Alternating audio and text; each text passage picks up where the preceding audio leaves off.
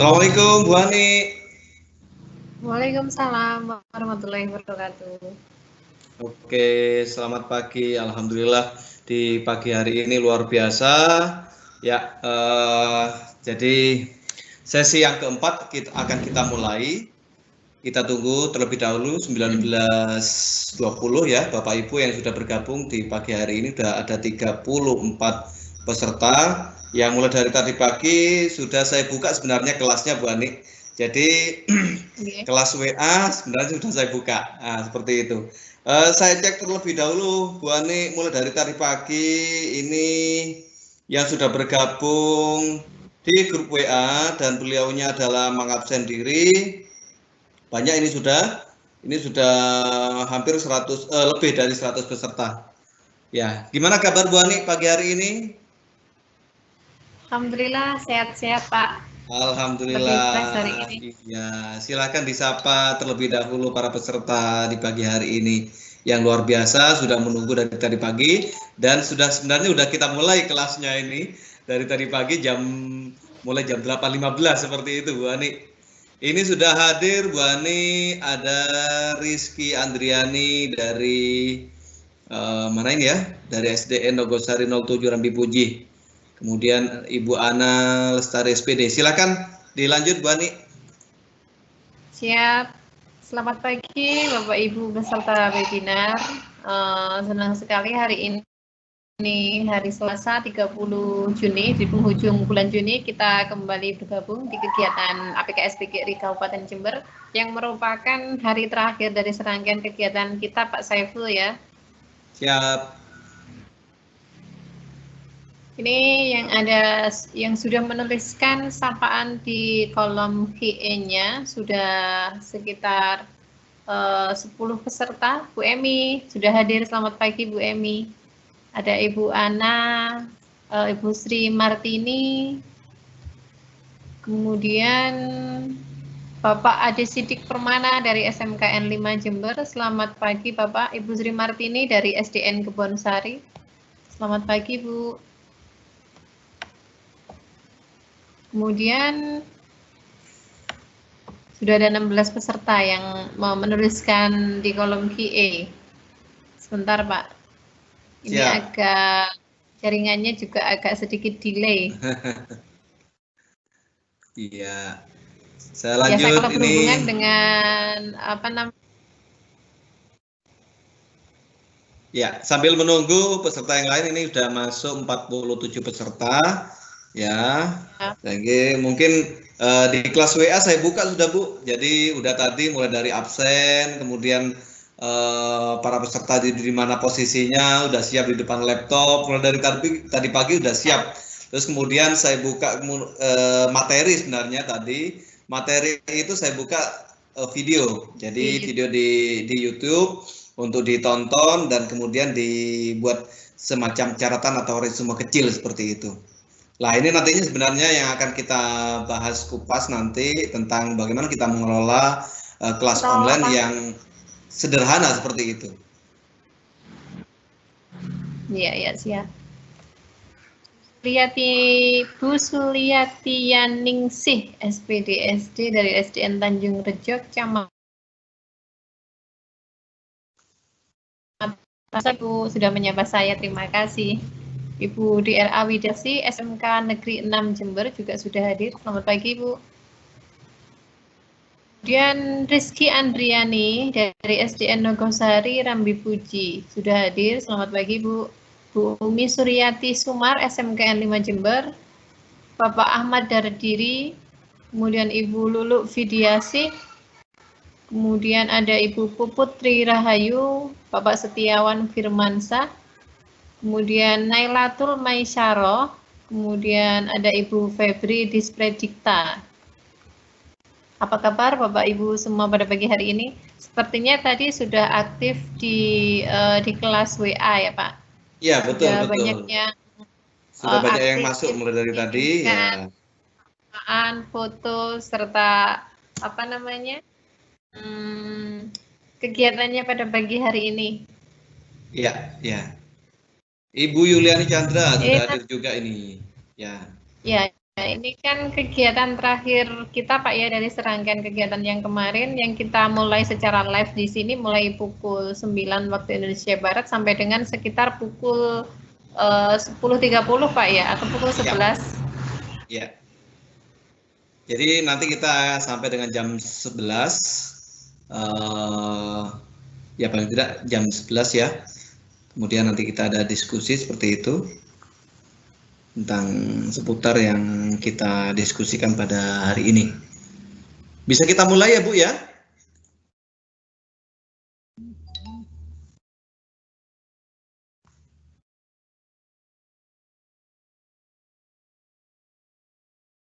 Bu Ani, bisa kita mulai?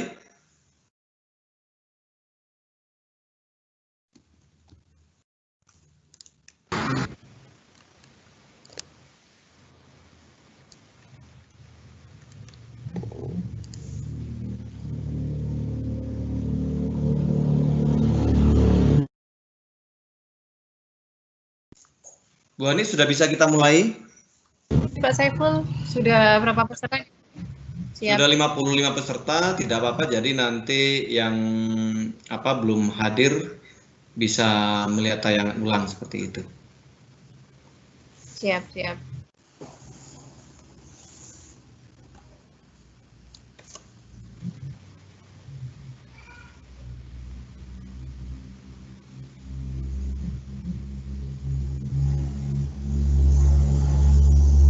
Bapak Ibu bisa menyiapkan catatan-catatan kecil untuk nanti kegiatan materi kita pada pagi hari ini, yaitu tentang mengelola kelas online dan gamification ya Pak Saiful ya. Di sini berkaitan dengan game-game sederhana yang bisa kita manfaatkan untuk pembelajaran di kelas kita.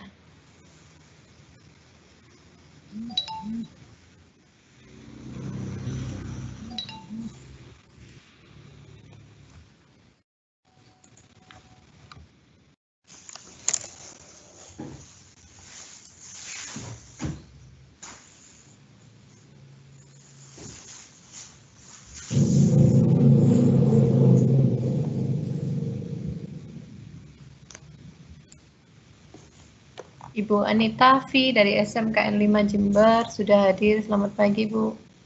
Bu Munfarida SDN Jombang. Nah ini rekan saya dari Jombang sudah hadir Pak Saiful. Rupanya Jombang luar biasa. Lumayan banyak yang bergabung di sini Pak.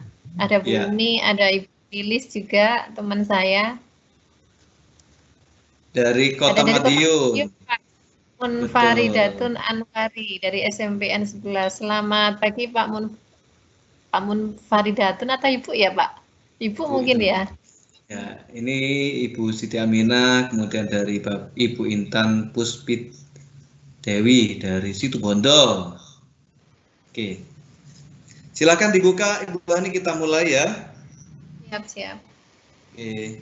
Bismillahirrahmanirrahim. Assalamualaikum warahmatullahi wabarakatuh. Selamat pagi, salam sejahtera kepada Bapak Ibu para peserta webinar dari APKS PGRI Kabupaten Jember. Hari ini Selasa 30 Juni 2020, kita memasuki kegiatan kita yang terakhir dari serangkaian kegiatan kita yang kita mulai pada hari yang lalu. Hari ini merupakan materi manajemen kelas dan gamification yang akan disampaikan langsung oleh Bapak narasumber kita, yaitu Bapak Saiful Rahman selaku Ketua APKS PGRI Kabupaten Jember.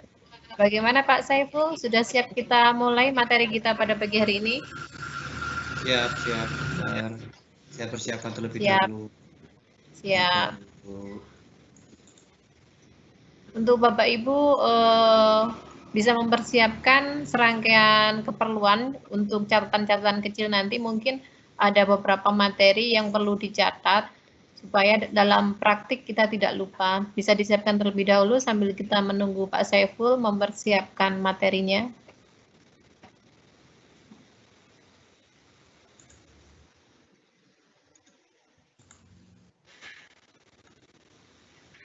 Di sini topik kita pengelola kelas online dan gamification. Jadi bagaimana manajemen kelas virtual kita yang bisa kita terapkan di kelas-kelas, kemudian kita gabungkan dengan gamification. dari beberapa macam web tool yang bisa kita combine atau kita gabungkan di kelas virtual kita.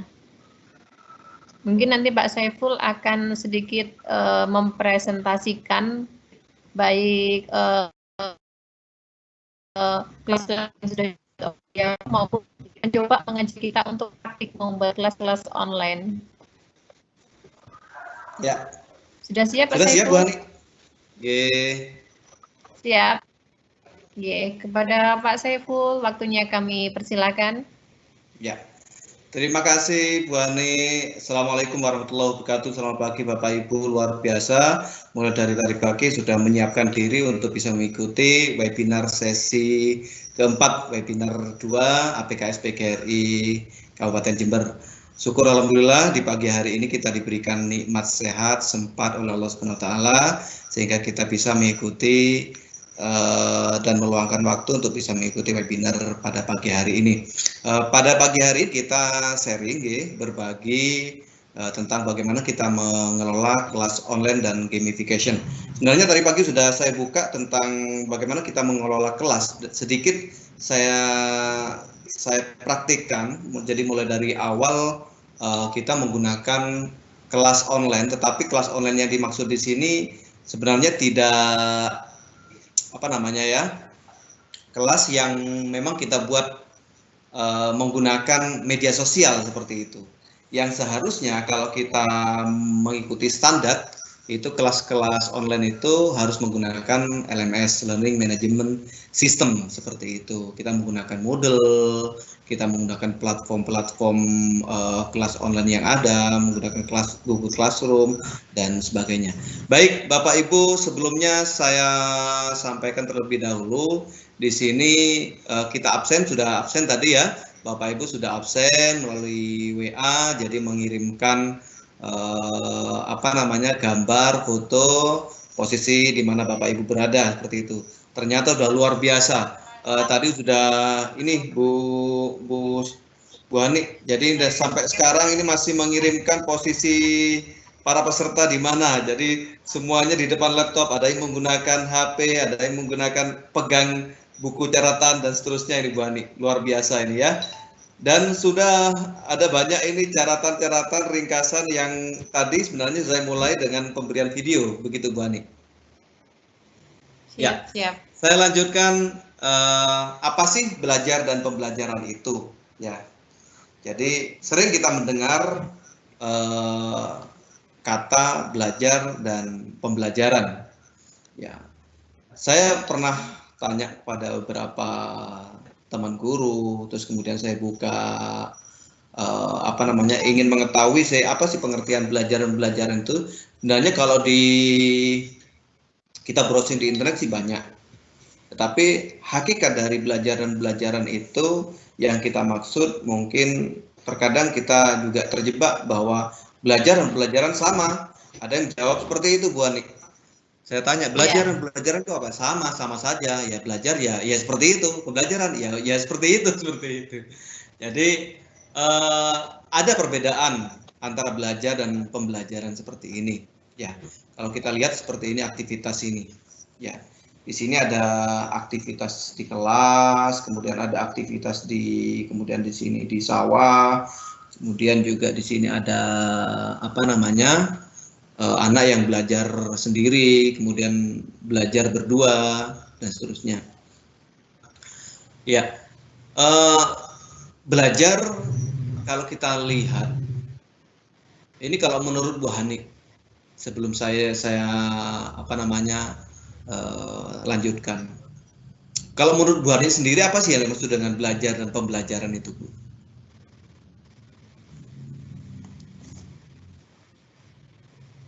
Mohon maaf Pak, bisa diulang, ini ada delay di jaringan saya. Ya, baik, saya lanjutkan. Jadi di sini ada perbedaan antara belajar dan pembelajaran.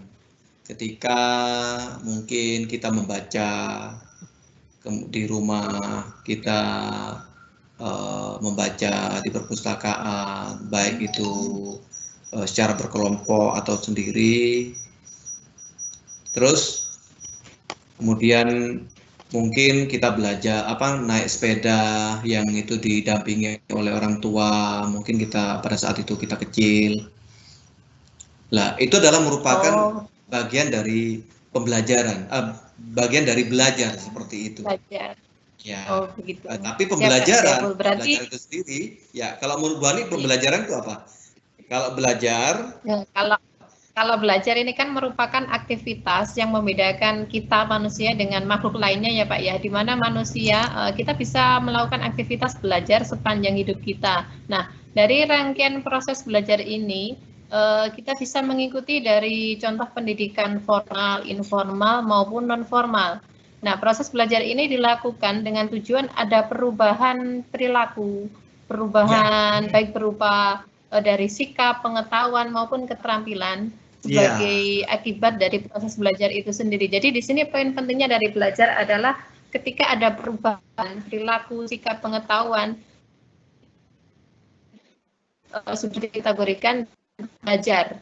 Kita sudah melewati belajar begitu. Proses belajar. Yang bagaimana dengan pembelajaran itu sendiri? Hasilnya. Kalau menurut Bu Ani, bagaimana pembelajaran itu sendiri bagaimana?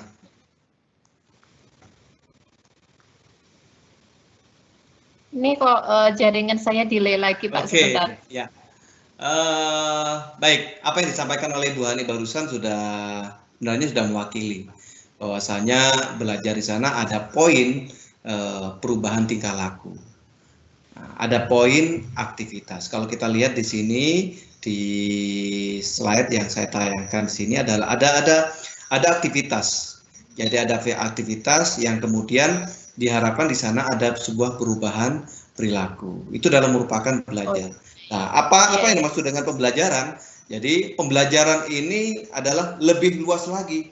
Kalau kita lihat menurut para ahli di sini, coba kita bedakan di sini apa sih poin-poin yang sangat membedakan. Kalau belajar menurut Gede, jadi sejenis perubahan yang diperlihatkan dalam perubahan tingkah laku.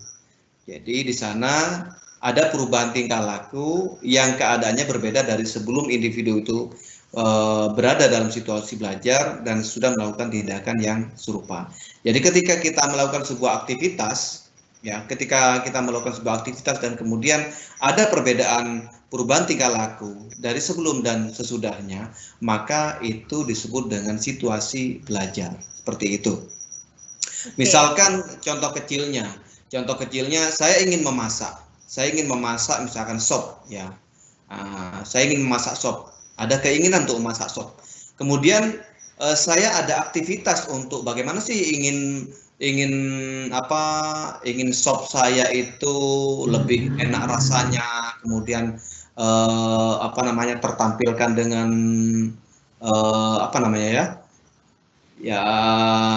kadang sop itu kan kadang yang warnanya tetap cerah seperti itu. Nah, kemudian saya melakukan sebuah aktivitas misalkan saya browsing di internet. Ya, browsing di internet, saya cari-cari literatur tentang bagaimana saya sih memasak sop yang baik, yang enak, yang mungkin tampilan dari sayurnya itu masih tetap segar. Nah, kemudian setelah itu saya praktikkan. Saya praktikkan, ada aktivitas di sana, jadi aktivitas membaca, kemudian ada aktivitas kita memasak. Nah, ternyata di sana kita bisa melakukan memasak sop itu yang sebelumnya kita tidak tahu memasaknya, kemudian kita tahu. Nah, ini adalah merupakan proses sebuah belajar seperti itu. Ya, atau bisa juga kita pada anak-anak kita. Misalkan masih yang berusia 5 tahun, dia belajar tentang naik sepeda, ya. Sebelumnya dia tidak bisa naik sepeda, kemudian kita dampingi tiap hari, kemudian akhirnya dia bisa. Jadi dari sebelumnya tidak bisa menjadi bisa, ya. Nah, itu disebut juga dengan belajar. Atau juga misalkan ada perubahan tingkah laku berupa afektif, perubahan sikap seperti itu. perubahan sikap yang sebelumnya kita tidak tahu bahwa ini tidak sopan karena kita sudah membaca atau mendengarkan tausiah bahwa ini tidak boleh, kemudian kita berubah, nah maka itu juga disebut dengan belajar. Ya, menurut Winkel di sini dia menyatakan, ya. Berarti di sini yang membedakan antara belajar dengan pembelajaran adalah kalau pembelajaran kan merupakan interaksi peserta didik Pak Saiful ya dengan pendidiknya. Jadi di sini interaksi antara murid dengan guru dan sumber belajar pada suatu lingkungan belajar. Ya, betul.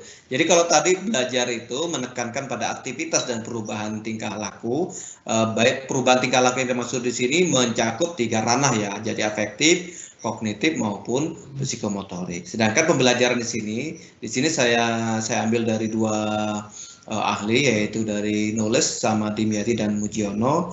Dia menyatakan bahwa Knowles dia menyatakan bahwa pembelajaran itu merupakan pengorganisasian peserta didik untuk mencapai sebuah tujuan. Di sini ada poin penting. Di sini ada kata pengorganisasian. Kalau ada pengorganisasian, berarti di sini ada rencana. Ya, ada sesuatu hal yang memang itu disengaja untuk dilakukan, direncanakan dengan baik, kemudian itu dilaksanakan dan kita evaluasi. Kalau menurut Dimyati dan Mujiono menyampaikan bahwa pembelajaran itu merupakan kegiatan guru secara terprogram.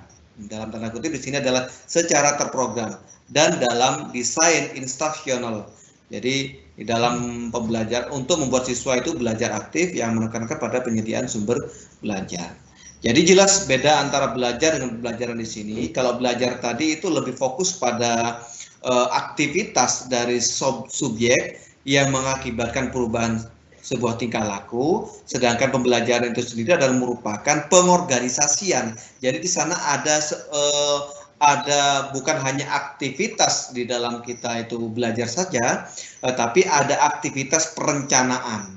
Jadi perencanaan, pelaksanaan yang kemudian ada sebuah evaluasi seperti itu. Tapi di sini ada beberapa indikator Pak ya, bukan indikator sih, maksudnya di sini ada konsep dasar dari pembelajaran itu sendiri. Yang pertama ada interaksi, kemudian ada peserta didik, ada pendidik, ada sumber belajar dan lingkungan belajar, begitu Pak ya? Iya betul. Jadi komponen pembelajaran itu yang dimaksud dengan Bu Hani tadi ditambah dengan kalau kita di dunia pendidikan pastinya ada sebelum kita mengajar ada silabus ya, kemudian yang diturunkan menjadi rencana pelaksana pembelajaran ya, kemudian di sana ada pelaksanaan pembelajaran pada saat kita di kelas, kalau misalkan secara tatap muka langsung atau misalkan kita secara tatap maya atau kemarin blended learning, jadi antara asinkronus dan sinkronus seperti itu. Dan tidak lupa di sana juga ada serangkaian evaluasi dan tindak lanjut seperti itu, Bu Hani. Ya. Oke, saya lanjutkan. Nah, kita lihat di sini ada sebuah transformation of learning. Ya, jadi kita mengingat pada saat awal Januari ada yang disebut dengan COVID ya. Jadi wabah COVID yang merebak sebelum masuk ke Indonesia, yang mulai dari kota Wuhan, Cina. Pada saat itu mungkin kita ya biasa-biasa saja karena mungkin ya tidak berdampak bagi kita seperti itu. Terus masuk ke Indonesia sehingga akhirnya mau tidak mau memaksa kita sebagai guru itu melakukan sebuah transformasi. Jadi transformasi pembelajaran. Selain itu juga transformasi pembelajaran ini juga dipengaruhi karena adanya digital transformation. Jadi perkembangan ilmu pengetahuan dan teknologi itu juga memaksa kita bagaimana kita melakukan sebuah pembelajaran yang harus menyesuaikan dengan keadaan perkembangan teknologi. Bagaimana tidak sekarang semua sumber belajar, semua konten materi pembelajaran sudah ada di internet. Sudah dapat kita browsing, sudah dapat kita dimanapun kita berada, kapanpun kita bisa ingin apa yang ingin kita cari, ingin kita tahu, bisa kita browsing di internet seperti itu. Baik itu di YouTube, di media sosial yang mungkin di sana sudah sangat-sangat open sekali, sangat terbuka sekali seperti itu, Bu Hani. Sehingga di sini ada perbedaan. Jadi sebelum dan sesudah terjadinya di digital transformation dan adanya khususnya di 2020 ini ada pandemi COVID-19 seperti itu. Sehingga mau tidak mau memaksa kita untuk beralih seperti itu. Cara belajar kita, kemudian teknik kita untuk mengajar, terus kemudian media yang harus kita gunakan. Kalau sebelum COVID-19 mungkin kita pembelajaran di dalam kelas, kita berinteraksi secara langsung dengan siswa, kemudian kita praktek di laboratorium secara langsung dengan siswa. Tetapi dengan adanya pandemi COVID seperti ini, ditambah dengan semakin cepatnya bergeraknya digital transformation seperti ini, mau tidak mau maksa kita untuk bagaimana kita bisa beradaptasi dengan keadaan dan lingkungan yang seperti ini. Kita lihat kebijakan pemerintah ya yang baru-baru ini yang sudah disampaikan, kita rilis di sini dari sumbernya gugus tugas percepatan penanganan COVID-19 per 15 Juni 2020. Bahwasanya 94% siswa itu diwajibkan untuk melakukan sebuah pembelajaran di rumah. Yang 6% mungkin berada di zona hijau bisa melakukan tatap muka langsung seperti itu. Nah, ketika kita menghadapi yang seperti ini, mau tidak mau kita dipaksa, ya, mau tidak mau kita juga harus beradaptasi seperti itu. Beradaptasi, bagaimana kita menyiapkan pembelajaran itu karena sudah tidak bisa secara tatap muka, mau tidak mau kita harus menggunakan pembelajaran secara online. Seperti itu. Ya, pembelajaran online yang seperti apa? Kemarin pagi di sini ada open ceremonial webinar yang dilaksanakan oleh Kemdikbud, disampaikan bahwa bagaimana kita pada saat pandemi COVID ini bisa, menurut Bapak Iwan Sahril, jadi nyaman dengan ketidaknyamanan seperti itu. Ketidaknyamanan yang dimaksud di sini yang awalnya mungkin kita melaksanakan pembelajaran di sekolah, kita melakukan sebuah aktivitas secara bebas, kemudian tidak terbatas mungkin kita akan melakukan sebuah kreativitas di dalam kelas. Karena adanya pandemi COVID ini, mau tidak mau kita harus juga beralih. Jadi dalam tanda kutip harus menerima kenyamanan dari ketidaknyamanan. Ya. Beliau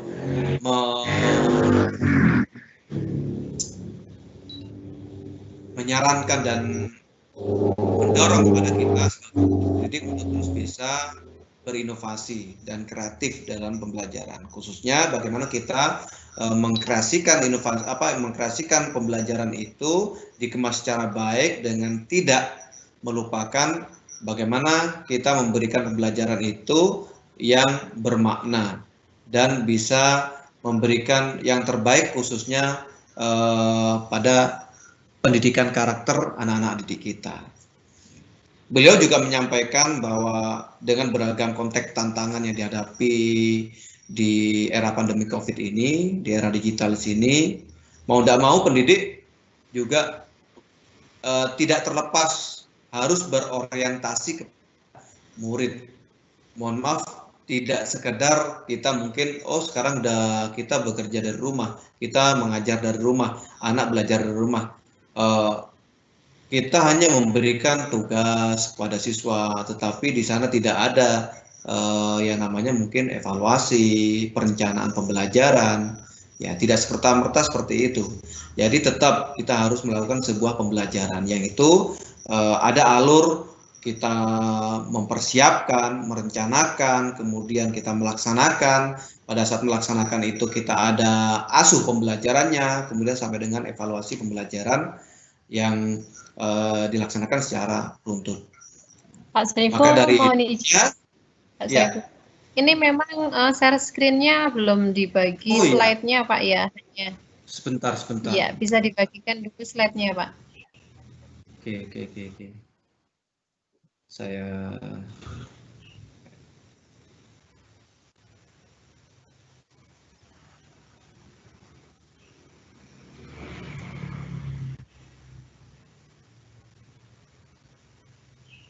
Saya stop sharing dulu ya. Siap.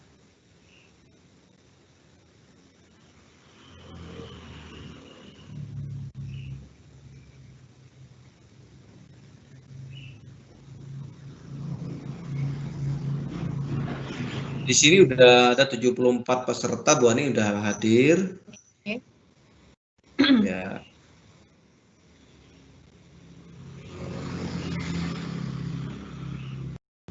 Silakan disapa terlebih dahulu, Bu Ani. Saya sambil menyiapkan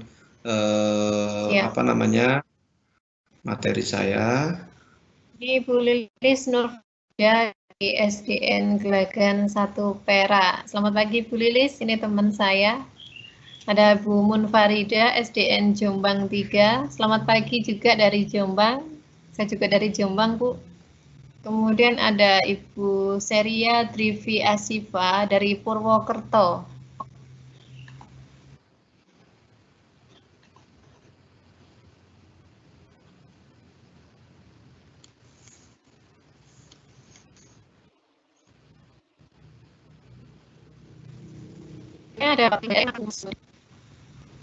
Ada Ibu Siti Nuryati SMA Negeri Arjasa.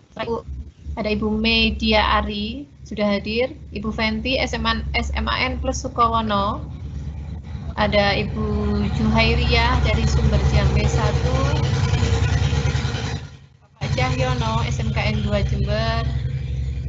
Bu Rini Purwaning Tias, SDN Tegal Besar, APKS PGRI Jember Mantul. Terima kasih, Bu.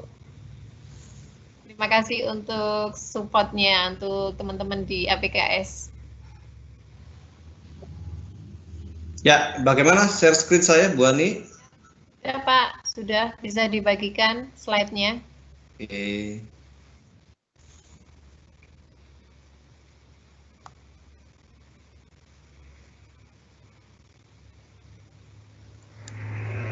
Belum terbaca ya? Oke, terbaca. Bisa dibagikan, Pak. Siap. Slide.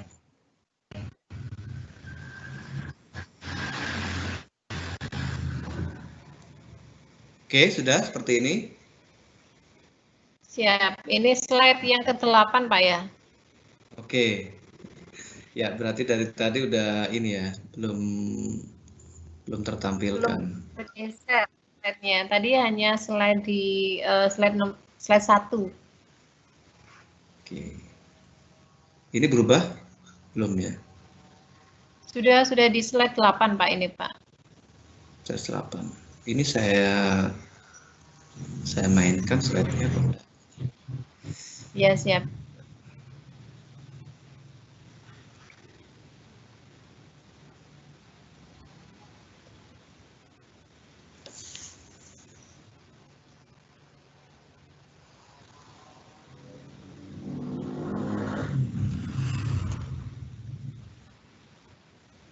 Saya putuskan dulu.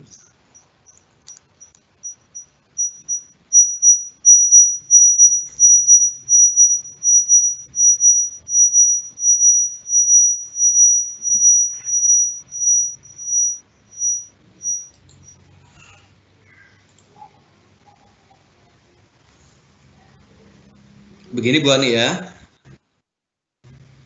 Oke, saya lanjutkan. Dengan adanya kebijakan pemerintah seperti ini, bahwa mau tidak mau di sini ada sebuah penerapan kurikulum yang sekarang masih digodok ya mungkin dari Kemendikbud untuk bagaimana kita melaksanakan sebuah pembelajaran yang dengan konsep blended learning. Jadi kombinasi antara pembelajaran tatap muka dengan non tatap muka, baik asinkronus dan sinkronus seperti itu. Kemarin sudah disampaikan oleh Dr. Wes ya tentang bagaimana kita melakukan sebuah pembelajaran sinkronus dan asinkronus seperti itu. Nah, kita lihat di sini suara saya termonitor Bu Ani ya. Siap, monitor Pak. Oke. Ya, jadi alternatif pembelajaran yang akan dilaksanakan di masa pandemi COVID ini, di new normal, tidak tahu apa nanti juga akan berlanjut seperti itu meskipun pandemi COVID ini sudah selesai seperti itu ya. Di sini disampaikan kemarin dari Dr. Wes bahwa ada pembelajaran kita secara sinkron maupun asinkronus. Jadi sinkron yang dimaksud di sini yaitu pembelajaran secara langsung, secara tatap muka maupun secara maya. Nah, sinkron secara tatap muka ini sudah mungkin sudah tidak akan bisa dilaksanakan oleh kita karena dengan pandemi COVID seperti ini kemarin sudah disampaikan bahwa 95% unit pendidikan itu harus melaksanakan secara online seperti itu. Ya, mau tidak mau kita harus melaksanakan ada tiga poin yang dapat kita laksanakan, yang kita dapat kita lakukan, yaitu sinkron secara maya, jadi belajar pada waktu yang sama tetapi ruang berbeda.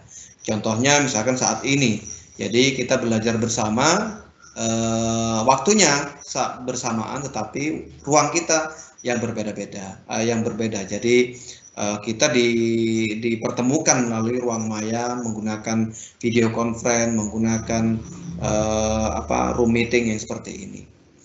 Yang kedua juga bisa kita melakukan asinkron mandiri. Asinkron mandiri ini biasanya kalau dalam pembelajaran flip classroom itu materi kita berikan terlebih dahulu kepada siswa. Jadi konten materi, misalkan kita akan melaksanakan sebuah pembelajaran itu besok, ya, besok pukul 8. Nah, konten materi yang akan kita bahas besok itu kita berikan sebelumnya, 1 hari sebelumnya, 2 hari sebelumnya, atau 3 hari sebelumnya. Yang itu tujuannya untuk dipelajari terlebih dahulu oleh siswa.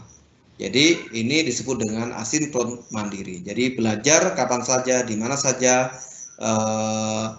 tentang apa saja dalam tanda kutip di sini kalau misalkan itu disampaikan oleh guru, maka materi yang dipelajari adalah materi yang khusus akan dipelajari nanti di sinkron maya seperti itu. Nah, yang ketiga adalah asinkron kolaboratif. Jadi asinkron kolaboratif yang dimaksud di sini adalah kita bisa belajar kapan saja, di mana saja, tentang apa saja, dengan siapa saja. Jadi di sini ada kolaborasi, kita belajar dengan entah itu dengan guru, entah itu misalkan kita belajar dengan sesama teman, seperti itu. Jadi di masa pandemi COVID ini yang dapat kita lakukan adalah bisa menggunakan sinkron maya, kemudian asinkron mandiri, dan asinkron kolaboratif. Oke, bagaimana alurnya kita lihat di sini. Ya, nah kalau kemarin kita mencermati apa yang disampaikan oleh Dr. Wes bahwa konsep pedati, jadi bagaimana kita pelajari terlebih dahulu, kemudian kita dalami, kemudian kita terapkan dan sampai dievaluasi. Ini adalah sebenarnya merupakan konsep dari flip classroom. Jadi di ruang pelajari ini, barusan saya sampaikan bahwa materi digital, baik yang berupa teks, audio, video, animasi, maupun di dalam bentuk game, itu kita berikan terlebih dahulu, barusan sudah saya jelaskan. Jadi ini maksudnya untuk dipelajari oleh siswa. Kemudian kita masuk kepada ruang yang kedua, yaitu kita dalami. Nah, ketika kita masuk pada ruang dalami ini adalah merupakan ruang tatap muka kita. Ruang tatap muka kita. Nah, baik tatap muka secara langsung maupun tidak langsung. Nah, pada saat pandemi COVID seperti ini, mau tidak mau kita harus menggunakan ruang tatap muka secara maya. Jadi semisal begini Bu Ani, barusan saya sampaikan. Jadi materi akan kita sampaikan besok, ya. Jadi materi pembelajaran akan kita lakukan besok hari, pukul 8 sampai dengan pukul 10 seperti itu. Maka ruang pelajari ini bisa kita berikan sebelumnya. Saat ini, mungkin kemarin, mungkin kemarin lusa, seperti itu. Jadi materi kita sudah kita berikan di kelas online kita, baik kita menggunakan kelas yang tadi saya contohkan itu menggunakan WA, yang sebenarnya itu bukan standar untuk dijadikan kelas online ya. Jadi materi 2 hari sebelumnya atau 1 hari sebelumnya, itu konten materi sudah kita berikan kepada siswa untuk dipelajari terlebih dahulu. Seperti itu. Kemudian kita masuk pada ranah dalami di sini adalah merupakan ranah tatap muka kita secara maya. Saat ini di pandemi COVID adalah tatap ruang maya, baik itu kita menggunakan video conference, ya kita menggunakan Google Meet, kita menggunakan Zoom, Webex, kita menggunakan YouMeet Me dan semua ya platform-platform untuk kita tatap muka. Itu secara langsung. Atau bisa juga kita menggunakan grup WA. Grup WA di mana kita langsung secara berdiskusi. Kita berdiskusi secara langsung seperti itu. Seperti halnya tadi pagi. Tadi pagi grup WA, saya coba grup WA saya buka pukul 8. Jadi mulai saya buka dengan salam, kemudian saya sapa semua peserta, dan kemudian saya instruksikan untuk absen diri. Nah, ini dan merupakan bagian dari ranah dalami seperti itu. Nah, di mana di ranah dalami ini kita berdiskusi, ya, berdiskusi atas apa yang kita sampaikan kemarin. Jadi materi-materi, konten materi yang sudah kita sampaikan kemarin itu kita diskusikan pada hari ini. Jadi pada ranah dalami ini, seperti itu. Yang kemudian bisa dipahami nih Bu Ani ya? Siap Pak. Oke, jadi di ruang dalami ini nanti kita lebih banyak berdiskusi dengan siswa terhadap apa yang sudah dipelajari oleh mereka. Kita buka forum untuk tanya jawab, kita buka forum untuk menyampaikan apa yang menjadi resume atau rangkuman yang mereka baca sebelumnya, yang mereka lihat kalau misalkan itu berupa video, mereka dengarkan ya kalau misalkan itu berupa audio seperti itu. Lah itu nanti dideskripsikan di dalam bentuk atau dikomunikasikan di dalam bentuk teks, bisa di dalam bentuk suara juga, yang itu menjadi bahan diskusi pada saat kita tatap muka secara maya. Dari sana kemudian dilanjutkan pada tahap atau ranah terapkan. Jadi di ranah terapkan di sini tentunya kita nanti akan memberikan penugasan kepada anak didik kita terkait dengan pastinya materi yang sudah kita berikan dan sudah kita diskusikan. Setelah itu kita lanjutkan dengan evaluasi. Nah, di dalam evaluasi ini ada kaitannya sebenarnya dengan kita gamification. Di dalam pembelajaran itu kita maksimalkan bagaimana pembelajaran itu bisa menarik. Tentunya harus ada ragam ya, ada pola yang harus kita berikan sehingga anak didik kita itu tidak jenuh seperti itu. Jadi mengikuti pembelajaran, misalkan di awal kita berikan kuis, menggunakan Kahoot, menggunakan Quizizz. Nah, itu adalah salah satu cara kita untuk memberi untuk menarik siswa agar dia termotivasi mengikuti pembelajaran kita. Termasuk di akhir pembelajaran kita berikan kuis seperti itu, Bu Hani. Ya, sebelum saya lanjutkan, Bu Hani mungkin ada pertanyaan di kolom Q&A, kami persilahkan. Sambil saya monitor di grup WA, silakan Bapak Ibu mungkin akan bertanya di grup WA. Jadi kita berdiskusi seputar pembelajaran mengelola pembelajaran online ini. Ya, Pak Saiful. Ya. Ada pertanyaan Pak Bu Ani? Kalau tidak ada, kita lanjutkan. Ya, kita lanjutkan.